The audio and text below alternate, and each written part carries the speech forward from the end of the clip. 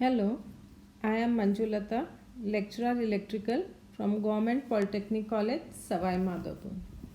अपने ई लेक्चर के सीरीज़ में आज हम इल्यूमिनेशन चैप्टर में जो डिफरेंट टाइप्स ऑफ लैम्प्स की स्टडीज़ हैं उसमें से कंसीडर कर रहे हैं मर्क्यूरी वेपर लैम्प को। तो आज के टॉपिक में हम कवर करने वाले हैं construction of mercury vapour lamp, systematic diagram, mercury vapour lamp की एडवांटेजेस एंड डिसएडवांटेजेस एंड उसकी एप्लीकेशंस। अगर मर्क्यूरी वेपर लैम्प की कंस्ट्रक्शन को हम स्टडी करते हैं तो मर्क्यूरी वेपर लैम्प में दो ट्यूब्स होती हैं, एक इनर ट्यूब और एक आउटर ट्यूब।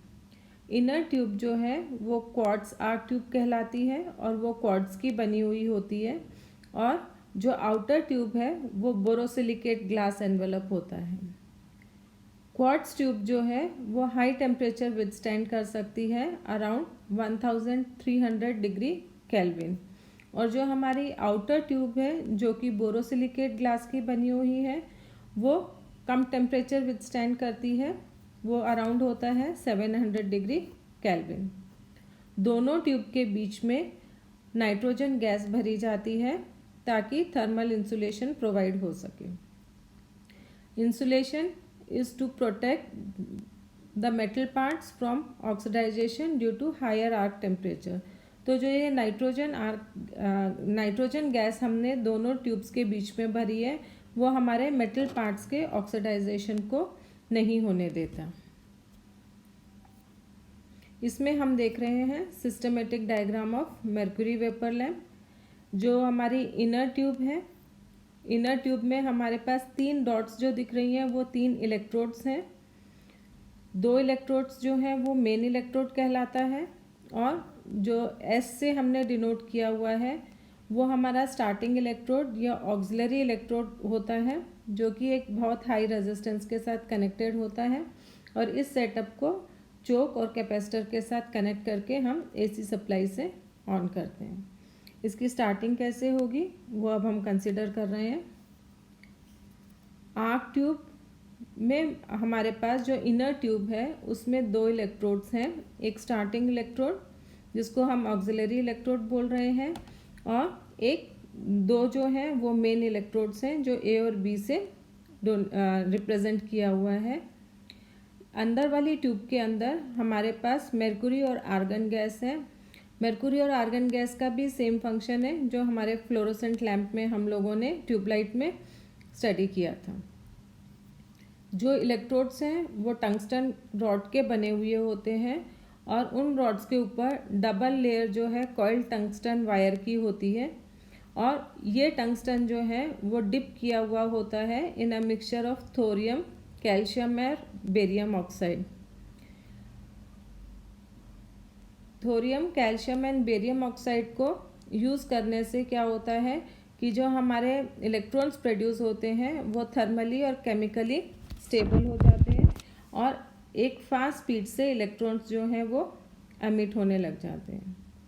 इलेक्ट्रोड्स जो हैं जो क्वार्ट्ज ट्यूब के अंदर है उसको हम मेन सप्लाई से जोड़ते हैं, और वोल्टेज जो है वो स्टार्टिंग में तीनों ही इलेक्ट्रोड्स के बीच में होती है, पर जो हमारा बॉटम इलेक्ट्रोड है जिसको हमने बी से डोनेट कर रखा है वो, और जो हमारा स्टार्टिंग इलेक्ट्रोड एस है, उन दोनों के बीच में वोल्टेज ग्रेडियंट जो है पास होने की वजह से कम होता है, ज़्यादा होता है, इसलिए उन दोनों के बीच में पहले आर्क प्रोड्यूस होता है।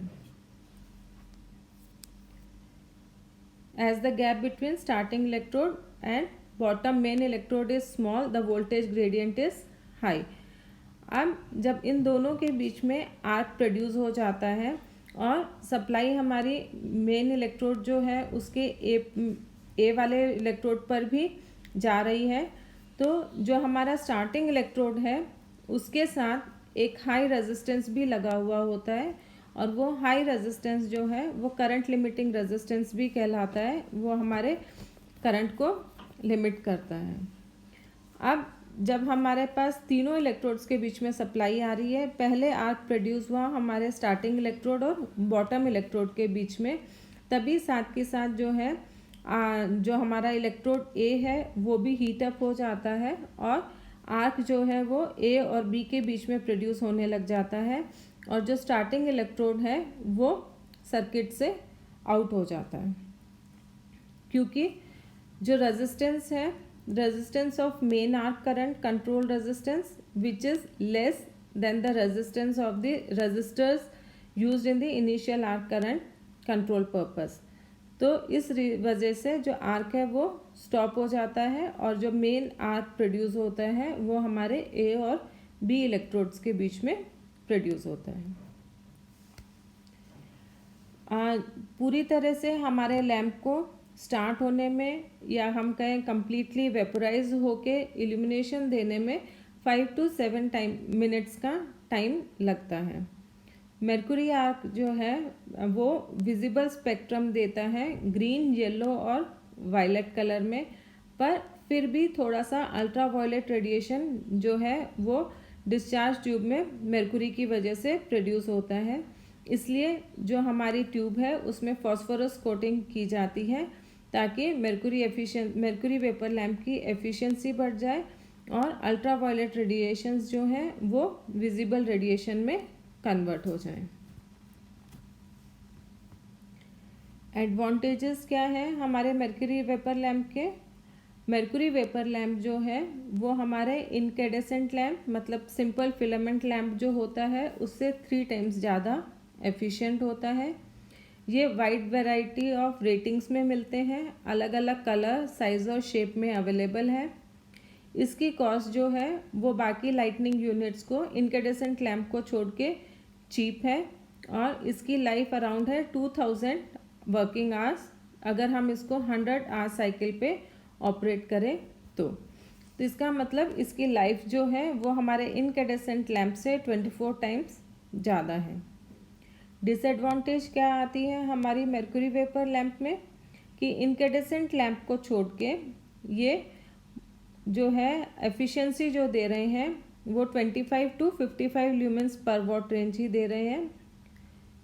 इस लैम्प को वार्म अप पीरियड जो इसका होता है या स्टार्टिंग में पूरा इल्यूमिनेशन देने के लिए 5 to 7 मिनट्स का टाइम लग जाता है और उसके बाद अगर हमें इसको रीस्टार्ट करना हो तो अराउंड 5 मिनट्स जो है इसका कूलिंग टाइम होता है।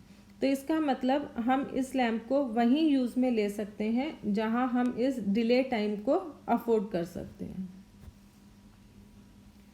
एप्लीकेशंस मर्क्यूरी वेपर लैम्प की। मर्क्यूरी वेपर लैम्प जो है वो हमारे industrial application and outdoor lightning दोनों में ही काम में लिए जाते हैं क्योंकि इनकी कॉस्ट लो होती है और इसकी लाइफ जो है वो ज़्यादा होती है, around 16,000 to 24,000 working hours. Sizes जो हैं वो भी अलग अलग साइज में अवेलेबल होते हैं, around 40 to 1000 watts. Thank you.